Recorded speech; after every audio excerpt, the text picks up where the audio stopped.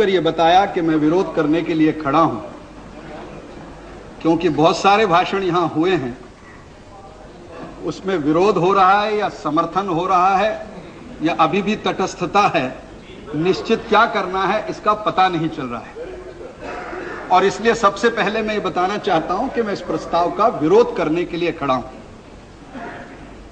अभी अभी रामविलास जी पासवान जी का भाषण हुआ, नहीं वो बाहर क्यों गए ये मैं नहीं पूछना चाहता, चैन पुलिंग के बाद तो बाहर जाना ही पड़ता है। उन्होंने शरद जी से अपेक्षा की कि वो चेन पुल कर ले। 6 महीने की सजा होती है।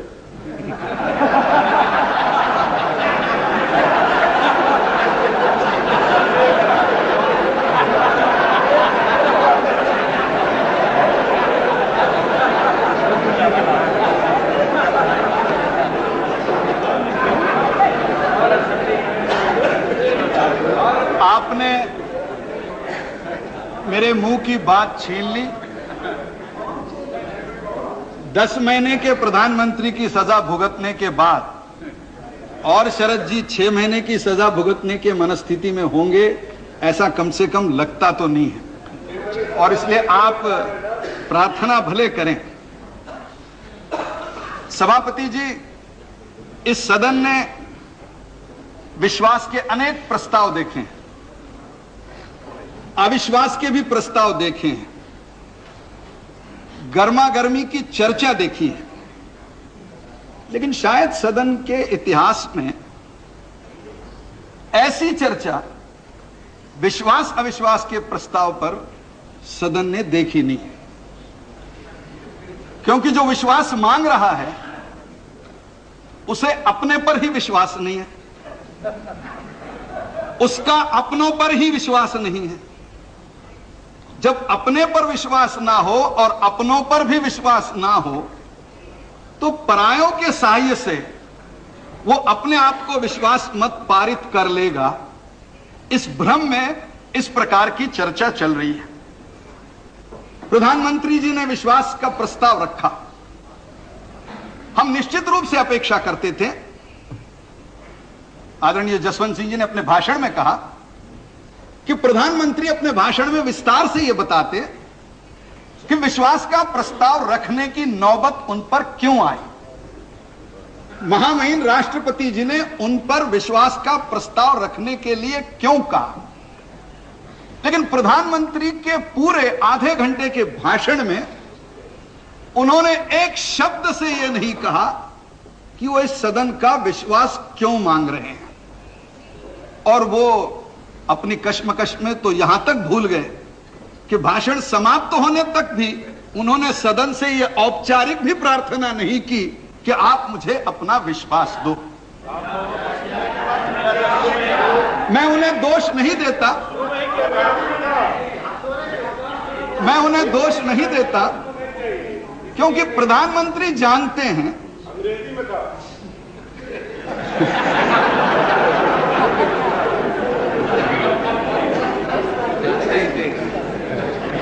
क्योंकि प्रधानमंत्री ये जानते हैं कि उनका विश्वास इस सदन में तय नहीं हो रहा है, कहीं और हो रहा है। और वो निश्चित रूप से क्या हो रहा है इसकी उस क्षण को जानकारी के अभाव में उन्होंने केवल शुरू किया हो, या हो सकता है कि उन्होंने अपने सारे शस्त्र उत्तर के भाषण के लिए रखे हो और 100 सुनार की और 1 लोहार की रूप में वो शायद विश्वास मत के अंतिम भाषण में हमसे ये जानना चाहते हो, हमको ये बताएंगे कि विश्वास मत प्रस्ताव क्यों आए।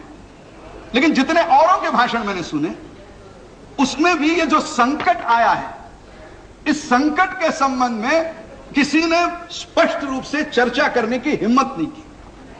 गुजराल जी का भाषण हुआ, विदेश नीति पर बहुत बढ़िया भाषण हुआ। उनके विदेश नीति से हम सहमत हो ना हो, लेकिन उनका भाषण सुनते हुए मुझे लगा कि आज विश्वास के प्रस्ताव की चर्चा नहीं है, शायद एक्सटर्नल अफेयर्स मिनिस्ट्री के डिमांड्स की चर्चा हो रही है और उस पर जिस प्रकार का भाषण हो, उन्होंने अपना भाषण दिया। जो वर्तमान संकट, उन्होंने अंतर्राष्ट्रीय संकट की बात की, उन्होंने पाकिस्तान के साथ के संकट की बात की, नैम की बात की, बहुत महत्वपूर्ण बातें की। लेकिन जो राजनीतिक संकट के कारण 11 तारीख को हम यहां मिले हैं, उस संकट के बारे में उन्होंने कोई अपना अभिमत नहीं दिया।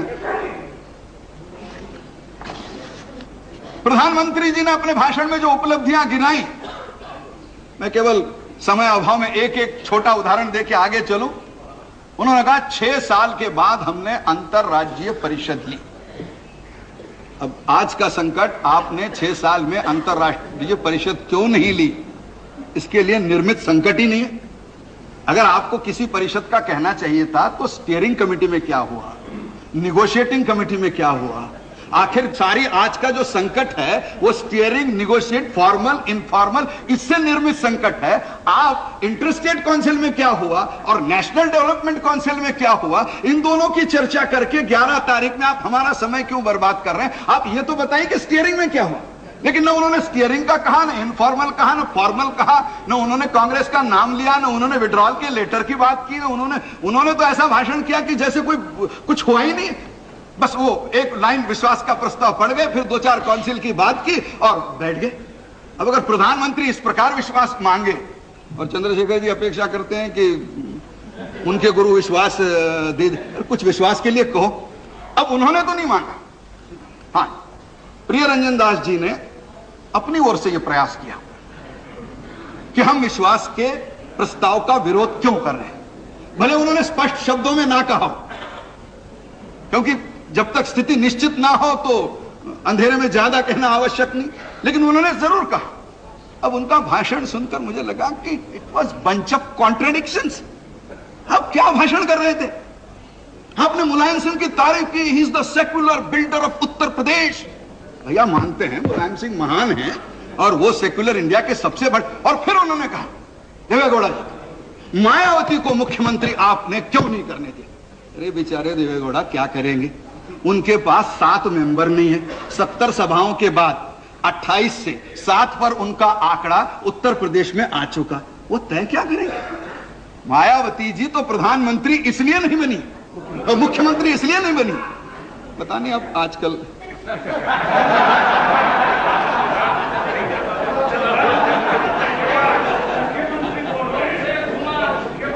मायावती जी मुख्यमंत्री, और इसलिए झगड़ा देखकर आश्चर्य लगता है सभापति जी, मायावती मुख्यमंत्री तो बननी चाहिए थी आप सबके समर्थन से। कांग्रेस और बीएसपी दोनों मिलकर चुनाव लड़े थे। हम भी चुनाव में थोड़े घूमे थे और हमने केसरी जी के भाषण सुने कि अगर आप समर्थन नहीं करेंगे तो हम केंद्र सरकार का समर्थन हटा लेंगे। अब इसके बीच में कौन खड़े थे? सारी दुनिया जानती है कि मायावती जी और मुख्यमंत्री पद के बीच में अगर कोई खड़ा हो तो वो केवल खड़े थे मुलायम सिंह जी। कांग्रेस की हिम्मत नहीं हुई, और अगर वो हिम्मत नहीं हुई, मुलायम सिंह जी को कुछ नहीं, ही is the secular builder of UP. और बेचारे देवेगौड़ा, और इसलिए आज वो दोनों तरफ से मार खा रहे हैं, तो हम भी क्या कर सकते हैं, हम बहुत बार भुगते हैं। प्रियरंजन जी बोल रहे थे कि दोनों हमको मार रहे हैं। भैया हम तो बहुत वर्षों यहां बैठ के दोनों का मार खा चुके हैं, तो एक बार आप भी खाकर देखिए। अब जहां आपने ये कहा मुलायम सिंह की और हमने मायावती को मुख्यमंत्री बनाया, और क्यों बना? ये 6 महीने 2 महीने, हमारी 6 महीने की कर रहे हो, आप भी तो 10 महीने में इसको निकालने की बात कर रहे हो। कोई 4 महीने का ही झगड़ा है क्या? आप भी तो 10 महीने में निकालने की बात कर रहे हो। आप कौन सी 5 साल का नरसिंहराव जी के अभिवचन का पालन हो रहा है, आप भी तो 10 महीने के बाद उसको बदल रहे हो। तो हमारा 6 महीने कम से कम हमने पत्रकार परिषद में कहा कि हाँ 6 महीने वो रहेंगे, 6 महीने हम रहेंगे, साल भर के बाद विचार करेंगे। जो भी था हमने खुले कार्ड लोगों के सामने लाए। आपने कभी भाषण में ये नहीं कहा था कि 10 महीने के बाद हम सोचेंगे, 10 नहीं 9 महीने के बाद हम सोचेंगे कि परिणाम क्या है और उसके अनुसार हम निर्णय। आपने कभी नहीं कहा था। हमने जो कहा जानबूझकर कहा था, और इसलिए मायावती को अगर मुख्यमंत्री बनाया हो तो हमने बनाया। उत्तर प्रदेश का अगर हमने रास्ता निकालने की कोशिश की हो तो हमने की है, ये आप कर नहीं सके। और दोष मैंने सुना फारूक जी की तारीफ हुई और उस समय फारूक जी बैठे भी थे, उनको भी अच्छा लगा होगा कि कश्मीर का चुनाव फारूक जी को जीतना चाहिए था। अब फिर मैंने धीरे से कश्मीर के हमारे मित्रों से पूछा कि क्या कांग्रेस कश्मीर में चुनाव नहीं लड़ी थी क्या? उन्होंने वहां भी फारूक को आउटसाइड सपोर्ट दिया था क्या, भाई तुम ही लड़ो और तुम ही जीत जाओ? तो पता चला कि ये फारूक से लड़े थे और जम्मू कश्मीर के इतिहास में पहली बार सबसे कम वोट पाए, सबसे कम सीटें पाए। अगर आप खुद फारूक से लड़े तो देवेगौड़ा फारूक को कहां से बचाएंगे? असल के कारण बताओ क्या है? आपने तीसरा मुद्दा रखा, वो पाकिस्तान के अध्यक्ष लेघारी ने क्या कहा। अरे बाप रे, हम अपने अध्यक्ष के बारे में कुछ नहीं कह सकते, मतलब आप कि उसने क्या कहा, मतलब आप अपने पार्टी के अध्यक्ष के बयान की रिस्पांसिबिलिटी नहीं ले सकते। बेचारा देवेगौड़ा लेघेरे की रिस्पांसिबिलिटी कहां से लेगा कि उसने कहां से भाषण किया? मुझे तो समझ में नहीं आता लेघेरे ने क्या कहा। खलीज टाइम्स, हम भी दुखी हैं, पाकिस्तान के अध्यक्ष ने जो कहा वो निंदा के पात्र है। खलीज टाइम्स में जिस प्रकार आया उसका खंडन भी बाद में किया होगा, अगर वो सच है तो वो गलत है, लेकिन उसका किसी एक व्यक्ति से संबंध नहीं था। लेकिन तब आप ये नहीं बोले कि इस संयुक्त मोर्चा के सदस्य नेशनल कॉन्फ्रेंस के फारूक अब्दुल्ला ने भरी सभा में यह कहा कि छिंदवाड़ा में भरी सभा में कहा कि 1/3 कश्मीर ये पाकिस्तान को देना चाहिए और वही कश्मीर। अब उस फारूक जी के घर पे बैठ के आप तय कर रहे हैं, और इसलिए आज सुबह किसी समाचार पत्र ने लिखा है कि इनके निगोशिएशन सफल क्यों नहीं हुए। उन्होंने कहा इन्होंने जगह गलत ढूंढी। पहले फारूक अब्दुल्ला के यहां बैठे, अब वहां कोई भी आदमी लाइन ऑफ एक्चुअल कंट्रोल के बाहर तो जा ही नहीं सकता, तो जो लाइन ऑफ एक्चुअल कंट्रोल है उसके बीच में था। और फिर दूसरी बार बैठे शरद जी के यहां, अब वहां कोई फेन सिटिंग सब मामला है, कभी पॉजिटिव डिसीजन होता ही नहीं, तो वहां से डिसीजन कहां से आएगा?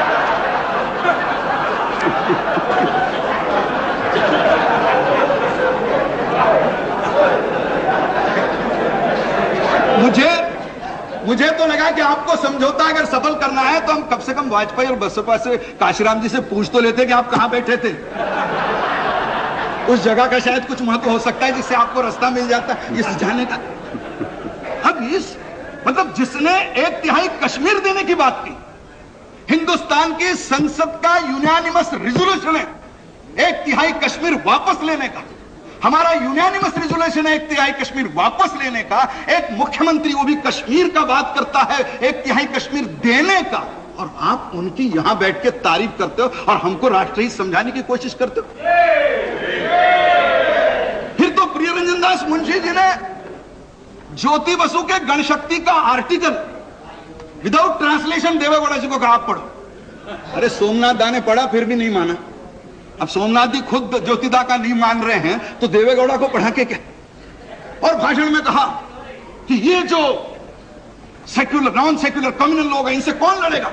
10-5 प्रांत गिनाए, इंडियन नेशनल कांग्रेस, अब मैं उनका भारत का नक्शा देख रहा था तो मुझे ये लगा ये तो ठीक है। उन्होंने कहा महाराष्ट्र, गुजरात कहा, राजस्थान कहा, ठीक है, लेकिन मुझे फिर यह ध्यान आया कि केरल में कौन किसके साथ लड़ रहा है, कर्नाटक में कौन किसके साथ लड़ रहा है, आंध्र में किसके साथ कौन लड़ रहा है, तमिलनाडु में कौन लड़ रहा है, ओडिशा में कौन लड़ रहा है, बंगाल में कौन लड़ रहा है, त्रिपुरा में कौन लड़ रहा है, असम में कौन लड़ रहा है। इंडियन नेशनल कांग्रेस यहां किसके साथ लड़ रही है? हमारे साथ लड़ रही है। किसके साथ लड़ रही है? और इसलिए आप हमारी आपका तो पता भी नहीं मिलेगा। अगली बार पोस्टपोन आ जाए ना तो चिंता मत करो, चुनाव हो जाने दो, आप में से आधे लोगों का तो सब बेरंग वापस जाएगा कि पता गलत है। ये नॉर्थ यूपी में भी नहीं रहते, साउथ यूपी में भी नहीं रहते, इसलिए उसकी चिंता मत करिए। आप आगे क्या होना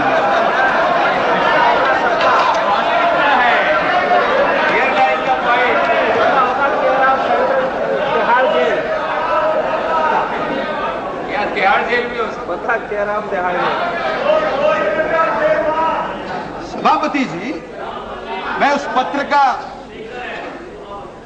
अध्यक्ष जी क्षमा चाहता हूं। मुझे इनकी आपसी राजनीति में कोई रुचि नहीं है, क्योंकि संसद में आया इसलिए बातचीत करने की आवश्यकता है। अन्यथा यह सत्ता दल है, यह समर्थित दल है। इनकी सत्ता इनके समर्थन पे, इन पे समर्थन हटा लिया, इनका आपस का मामला है। यह आपस का झगड़ा पंचायत में लेके आए और पंचायत में लेके आए इसलिए बात करने की आवश्यकता पड़ रही है। नहीं तो हमें कोई आपकी झगड़े में रुचि नहीं। आप समर्थन दो ना दो, आपने जो तय करना है करिए। लेकिन जिस प्रकार की राजनीति आप कर रहे हो, ये पत्र क्या है? अगर सब मंत्री अच्छे हैं तो आपका पत्र क्या है? पत्र में आपने संयुक्त मोर्चे के कौन से मंत्री को बख्शा है? संयुक्त मोर्चे के किस बात के लिए आपने कहा है कि अच्छा है? और इतना ही नहीं, मैं तो पत्र को देखकर आश्चर्य से दंग हो गया। राष्ट्रपति को लिखा है कि पंजाब के चुनाव में इन लोगों ने हमारी मदद नहीं की इसलिए हम हार गए। अब राष्ट्रपति इसको क्या करेंगे भाई? यूपी में आप हार गए, पंजाब में हार गए, इसका आपके समर्थन के विड्रॉल से क्या देना लेना है?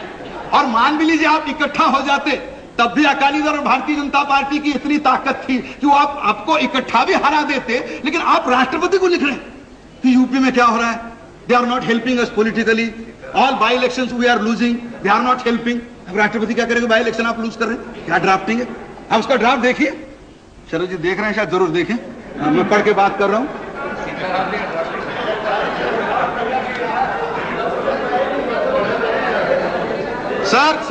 Sir, I will save the time. In UP, Punjab and a series of by-election, the United Front failed to work together with the Congress to contain the forces of political communalism. What Rashtrapati has to do with this? ये तो चुनाव का समझौता है, किसका किसके साथ हो गया, इसका प्रस्ताव से क्या संबंध है? लेकिन प्रिय रंजन जी शायद नहीं है, नहीं। इस सदन में कोई नहीं सोता है, सब चिंतन करते हैं।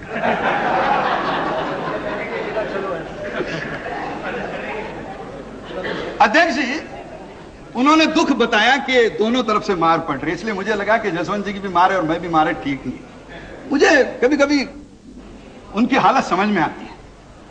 इनकी सत्ता इनके आधार पे है, पूरा समर्थन इनका है, नहीं तो ये तो आते ही नहीं, शपथ ही नहीं होती, 1 महीने में चले जाते। अब इन्होंने सत्ता दी और सत्ता देने पर इन्होंने उत्तर क्या दिया? एक बड़े नेता ने कहा समर्थन वापस लिया तो जूते पड़ेंगे। अब मुझे मालूम नहीं, ये संसदीय शब्द नहीं है, अच्छा शब्द नहीं है, लेकिन अब बड़े नेता कह चुके, हम क्या करें? किसी ने यह कहा कर्नाटक की विधानसभा में, हिम्मत है तो समर्थन वापस लेकर दिखाओ। और एक बड़े नेता ने तो कहा you have a choice, united front और तिहाड़ जॉय, चॉइस इज योर्स। ये कौन सा समर्थन मांगने का ढंग है जी? मतलब मैं नाराजगी समझ सकता हूं आप लोगों की, ऐसे कैसे आखिर समर्थन दिया हमने, वीपी सिंह को समर्थन दिया तो थोड़ा बहुत नाराजगी हम भी समझ सकते हैं आपकी नाराजगी। कोई कहे कि यूनाइटेड फ्रंट और तिहाड़, अब यहां खड़े होकर कह रहे हम अपील करते हैं, हम प्रार्थना करते हैं, हम अपील करते हैं, प्रार्थना करते हैं, ये पहले क्यों कहा? अब असली झगड़ा सांप्रदायिकता का नहीं है। अगर भारतीय जनता पार्टी 10 महीने पहले सांप्रदायिक थी तो आज भी उतनी होगी, हम तो उतने ही हैं। फिर सांप्रदायिकता के नाम पर आप दोनों इकट्ठा आ रहे हैं, आज बिखरने की बात क्यों हो रही है? ऐसी कौन सी बड़ी बातें आई जो हमारे सो कॉल्ड कम्युनलिज्म से बड़ी हुई? लेकिन अध्यक्ष जी, एक बात संयुक्त मोर्चा को भी समझना चाहिए। अरे जिनके समर्थन पे राज कर रहे हो उनके साथ कुछ तो अच्छा बर्ताव करो। झारखंड मुक्ति मोर्चा के केस में अचानक एक नया नाम जुड़ गया। अरे पहले नहीं था, वो महतो ने कभी उस नाम को नहीं लिया, अब जुड़ गया। अब परेशानी होगी साहब, किसी वरिष्ठ नेता पर इस प्रकार का आरोप होता है तो परेशानी नहीं होगी।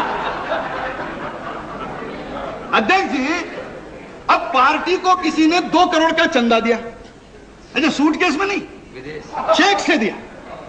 अब चेक से चंदा देना नहीं चाहिए था, उनकी कंपनी डूब रही थी, डूबने वाले कंपनी को इतना चंदा देने का अधिकार नहीं है, ये लीगल है। लेकिन चंदा दिया तो उसके घर पर रेड कर दिया। आगे कैसा होगा चुनाव में? अगर हम सरकार को समर्थन दे रहे हैं और चंदा देने वाले पर रेड कर रहे हैं, दुख होना स्वाभाविक है। पार्टी को किसी ने 3 करोड़ रुपया विदेश से दिए, ड्राफ्ट से दिए, no suitcase, no hanky panky business, nothing under the table, draft बना के सिंगापुर से भेजे। अब बैंकिंग सिस्टम यह है कि ड्राफ्ट पे भेजने वाले का नाम नहीं होता।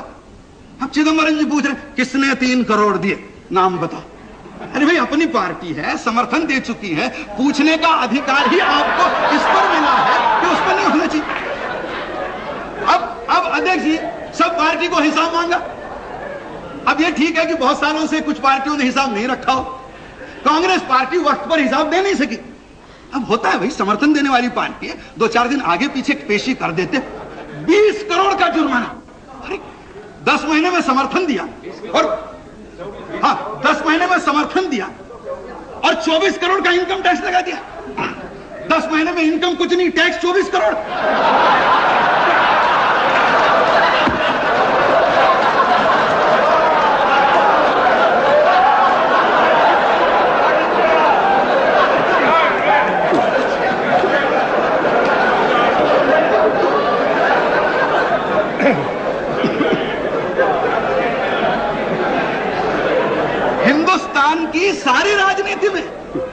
हिंदुस्तान की सारी राजनीति में एक वाक्य बड़ा प्रसिद्ध है, ना खाता ना बही, हम जो कहे, मैं किसी का नाम नहीं लूंगा, हम जो कहे वही सही। अब साहब, जिस व्यक्ति की प्रतिष्ठा 50 वर्ष तक ऐसी थी कि हम जो कहे वही सही, उसको आपने नोटिस दी थी डिस्प्रोपोर्शनल एसेट है बोल के आपके।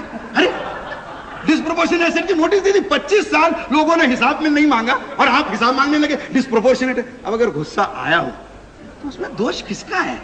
तो कुछ तो कांग्रेस वाले बोल नहीं रहे खुलकर, इसलिए मैं उनकी थोड़ी मदद करना चाहता हूं।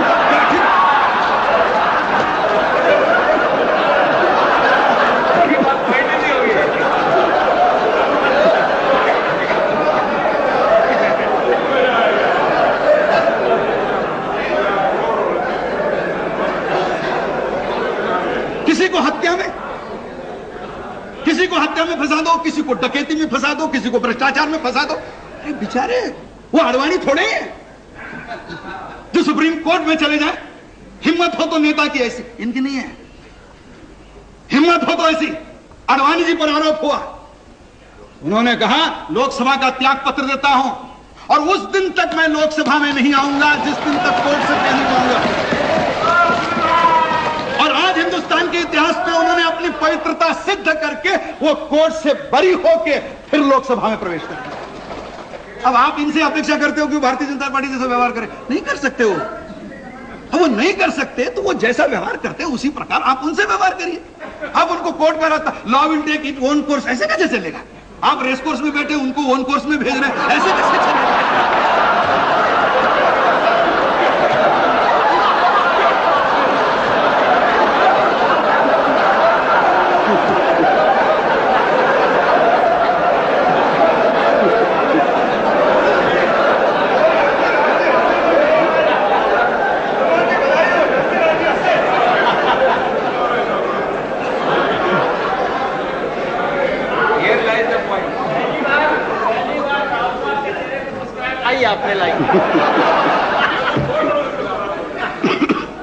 अध्यक्ष जी,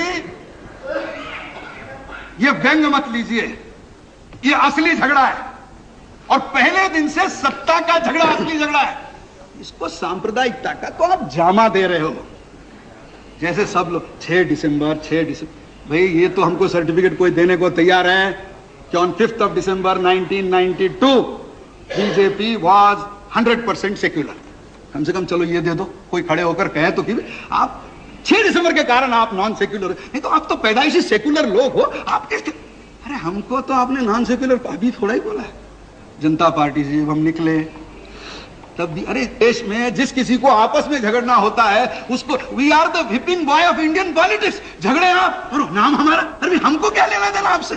आपका नाम ले रहे हैं हम। सांप्रदायिक है 6 दिसंबर को, उसके पहले नहीं थे जब विश्वनाथ प्रताप सिंह 89 की लड़ाई लड़ रहे थे और वो बड़े नेता ऐसे हैं कि सिद्धांतों पर अड़िग रहते, और इसलिए मथुरा में जब सभा हुई उन्होंने बीजेपी का झंडा दिया, इसका झंडा उतारो, मैं बीजेपी के सभा में नहीं जा।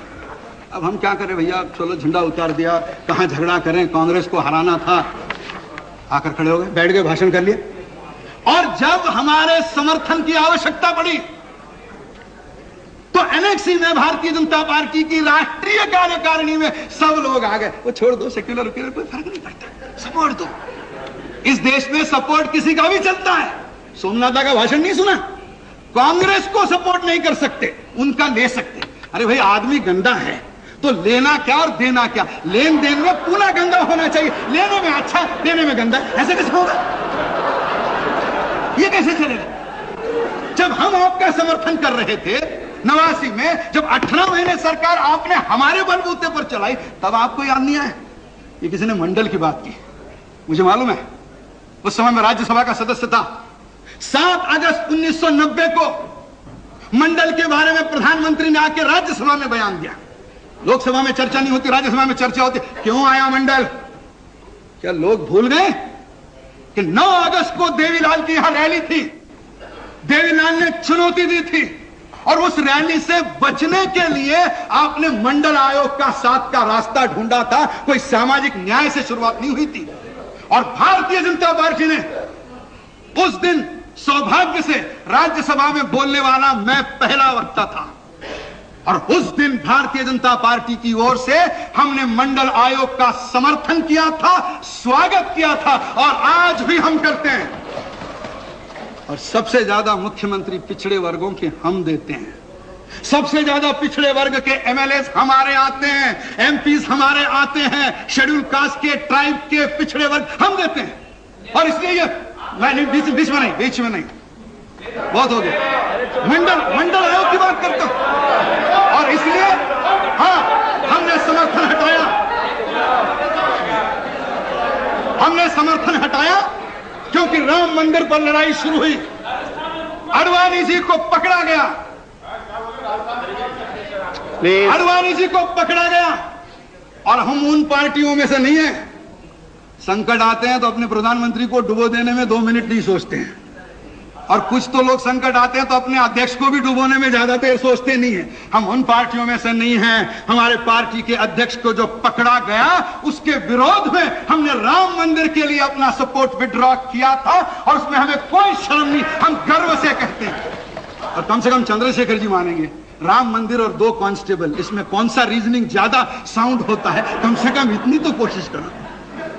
पहली बार इंदिरा जी ने चरण सिंह को लाया, 1 दिन नहीं सका चली, तो फर्स्ट आउटसाइड सपोर्ट। फिर हमने लाया, 17 महीने चली। फिर राजीव जी ने चंद्रशेखर जी को लाया, 4 महीने चली। मैंने एक बार गया 17 और 4 21, तो 3 सरकारें हमने देखी, औसत आयु होगी 7 महीने। मैं देवेगौड़ा को बधाई देता हूं, वो 9 महीने सरकार चला पाए आउटसाइड सपोर्ट से, आज तक कोई नहीं चला पाया, एवरेज 7 महीने के आगे। और 3 बार कांग्रेस ने विड्रॉ किया। किस कारण से किया? न चौधरी के संबंध में कारण था, न चंद्रशेखर जी के बारे में कारण था, और न आज भी कोई कारण दिखाई देता है सिवा स्वार्थ की। और इसलिए भारतीय जनता पार्टी के सपोर्ट विड्रॉल की इससे कंपेयर हो नहीं सकता। वो सैद्धांतिक विड्रॉल था, और अगर हम चाहते तो जरूर करते। और फिर दुख इस बात का है कि हमने उस आउटसाइड सपोर्ट से ज्यादा सीख लिया, तो हम जरा अभी संभल कर चल रहे हैं, किसको करना किसको नहीं करना। अब उस आउटसाइड सपोर्ट से कांग्रेस नहीं सीखी क्योंकि वो सीखना नहीं चाहते। चंद्रशेखर जी इतने बड़े हैं कि मैं क्या बोलूं, चंद्रशेखर जी आप भी सीखना नहीं चाहते। देवेगौड़ा अपने इतने मित्र हैं, आप अपने अनुभव को बता देते तो कम से कम वो शपथ नहीं लेते, लेकिन दुर्भाग्य से हो। और इसलिए ये सांप्रदायिकता की लड़ाई नहीं है, सांप्रदायिकता की बात करनी है। होम मिनिस्ट्री के कागज मेरे हाथ में, 1996 में हिंदुस्तान में किन प्रांतों में कितने दंगे हुए उसका हिसाब है, और केवल मैं गृह मंत्री जी का है। महाराष्ट्र, जहां मोस्ट कम्युनल गवर्नमेंट चल रही है, शिवसेना और बीजेपी की, वहां दंगे हुए 7, और बिहार मोस्ट सेक्युलर गवर्नमेंट चल रही है, दंगे हुए 24।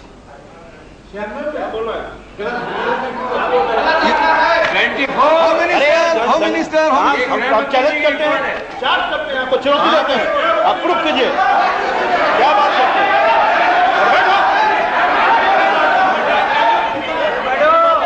ये भारतीय गृह मंत्री की रिपोर्ट है।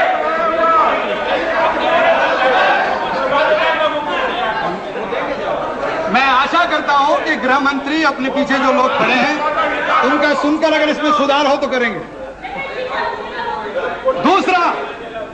दूसरा कम्युनल गवर्नमेंट राजस्थान, 96 दंगे की संख्या 1, और सेक्युलर गवर्नमेंट मध्य प्रदेश, दंगों की संख्या 40।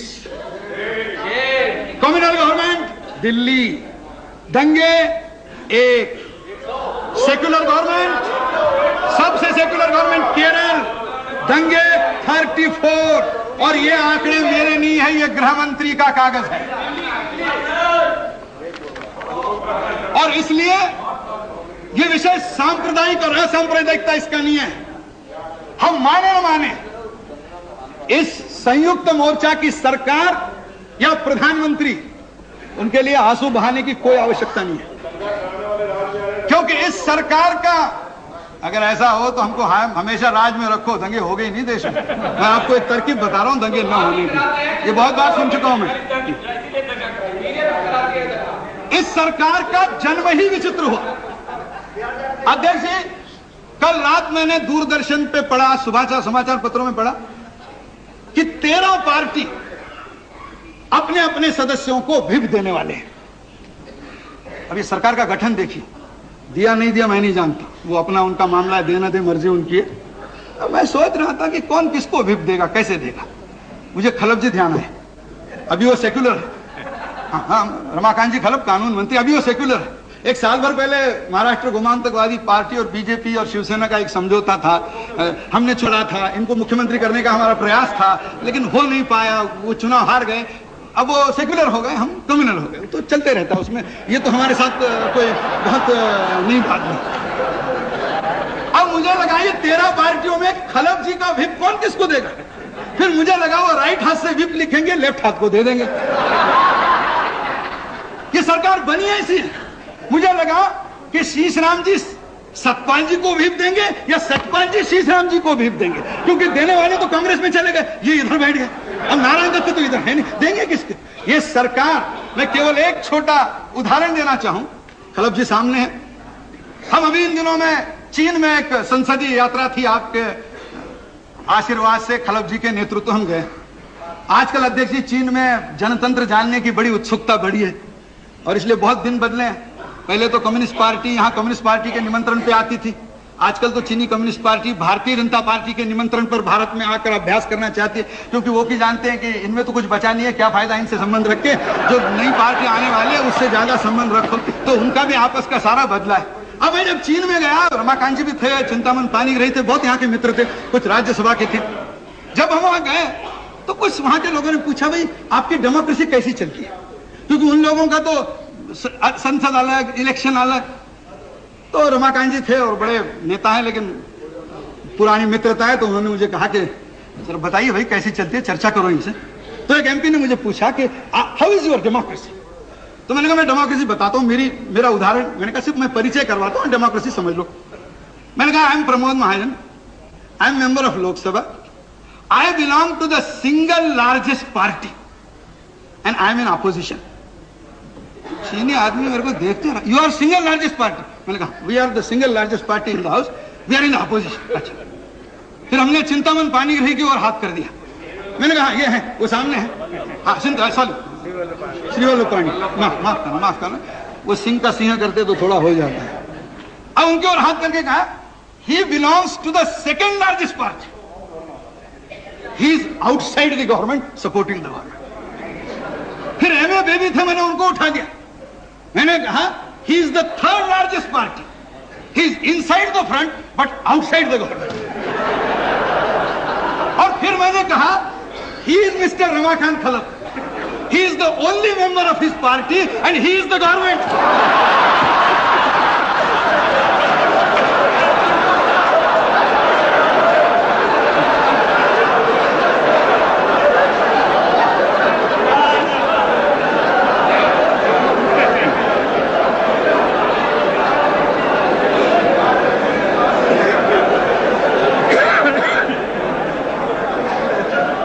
अब अध्यक्ष जी, अगर प्रकार की विचित्र विसंगतियों से अगर इस मोर्चे का जन्म ही हुआ हो तो आप आज कुछ भी कर ले, शरद पवार चेन खींच ले, कुछ भी करे।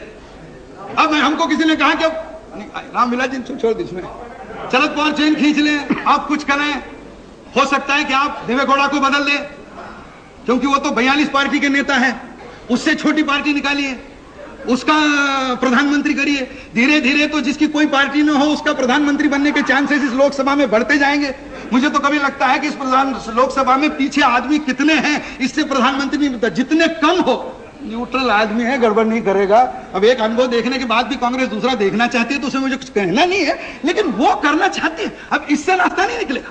और इसलिए सत्य यह है कि सत्ता पिपासा, सेक्युलरिज्म नहीं, सत्ता पिपासा ये संयुक्त मोर्चा की इच्छा है और कानून का भय ये कांग्रेस का डर है।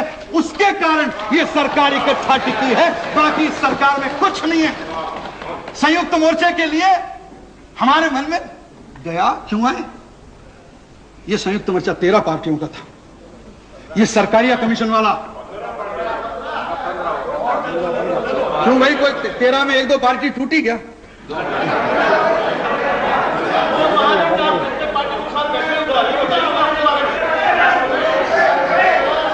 यह है धारा 356 का दुरुपयोग न करने वाली।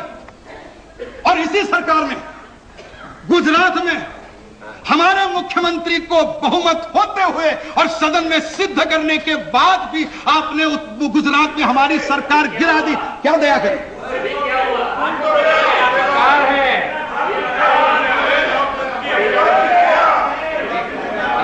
उत्तर प्रदेश में सबसे बड़ी पार्टी हम थे। भाई आपका तो मेंबर नहीं, आप मेरी मेजॉरिटी पूछ रहे हैं। आप और प्रांतों में जाके आपको मेंबर तो ढूंढिए, मेजॉरिटी की बात कर रहे हैं। जिसका मेंबर नहीं वो मेजॉरिटी की बात कर रहे हैं। आज चार काफी है, 4 आपके लिए काफी है।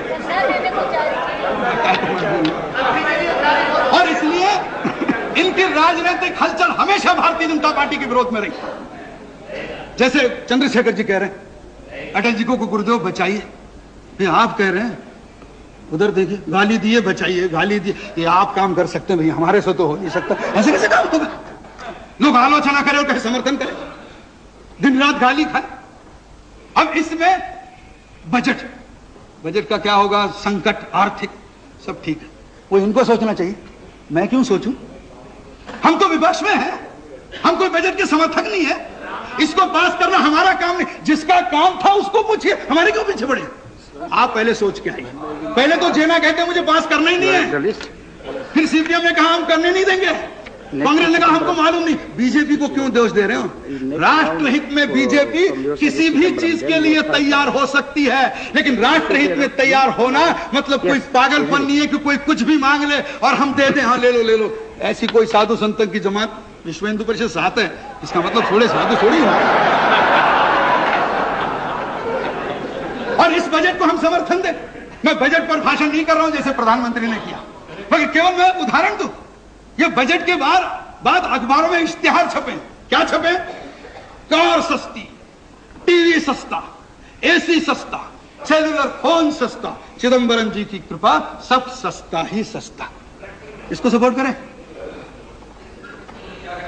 ये किसान है, इनको क्रॉप इंश्योरेंस की चिंता नहीं है, ओपन इंश्योरेंस की चिंता है। तो क्रॉप इंश्योरेंस की चिंता करें तो समझ सकते हैं, इनको क्यों समझ? इसलिए इसमें हमें नहीं लगता है कि इनको समर्थन देने की कोई आवश्यकता है। और इसलिए वामपंथी दलों के बारे में इतने ज्येष्ठ नेता है, मैं तो आप आने के पहले कह चुका हूं, मुझे इस हिपोक्रेसी के बारे में कुछ नहीं कहना। ये वर्षों से चलती आई है कि कांग्रेस का समर्थन चाहिए, उनको समर्थन नहीं चाहिए। अब इस प्रकार का इसकी अगर होंगी तो मुझे नहीं लगता है कि इसमें था। अध्यक्ष जी सोमनाथ जी ने कहा, और वो इतने अच्छे वक्ता है और अभी उनको अवार्ड भी मिला है, तो स्वाभाविक रूप से उनके अच्छेपन पर और प्रतिष्ठा आ गई। उन्होंने भाषण करते समय कहा सीताराम वाजपेयी। उन्होंने गलती से नहीं कहा, वो इतने बुरे तो वक्ता नहीं है कि वो सीताराम केसरी का केसरी नाम भूल जाए और वाजपेयी के पीछे अटल जी का। मैं इतना तो उनको दोष नहीं दे सकता, बहुत अच्छे वक्ता है, सुलझे हुए वक्ता है, एब्सेंट माइंडेड नहीं है, वकील है, प्रोफेसर थोड़ी है, ये पढ़ाते हैं लॉ कॉलेज में, तो वो नहीं है। उन्होंने कहा और सीताराम जी क्या कहते हैं? देवेगौड़ा वाजपेयी। ये कहते हैं केसरी को तुम सीताराम वाजपेयी, और सीताराम केसरी देवेगौड़ा को कहते हैं तुम देवेगौड़ा वाजपेयी। कॉमन क्या है? वाजपेयी।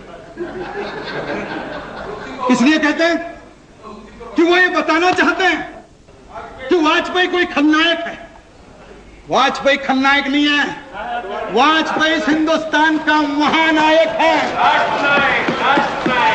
जनता इसे मानती है।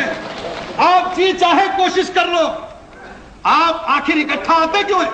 सदन में भाषण हुआ रामविलास जी से लेके प्रियरंजन दास तक, अरे झगड़ो मत, दोस्ती कर लो, बांट लो, नहीं तो ये आ जाएंगे।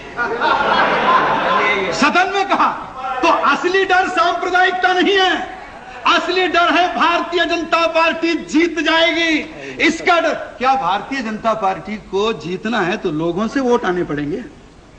भारतीय जनता पार्टी कोई वोट लेकर जेब में से कोई शेयर बाजार में जाके जीतेगी नहीं, कोई मैनिपुलेशन से जीतेगी नहीं।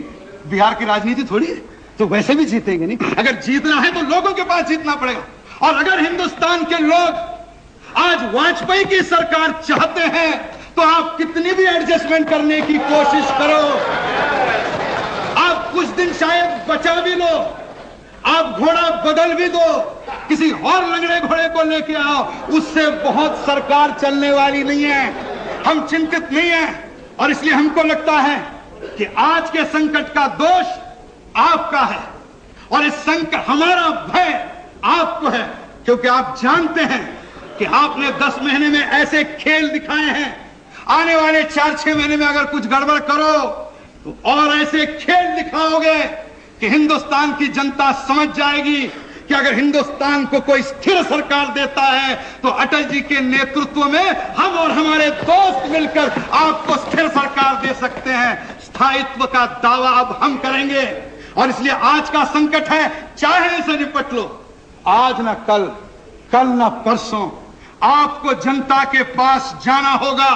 और जनता के पास जब आप जाओ, इस विश्वास मत का कुछ भी हो, उस जनता के पास अटल जी के नेतृत्व में हम इतना विश्वास मत लेकर आएंगे कि आप इकट्ठे होने से भी हमारा राज कोई रोक नहीं सकेगा।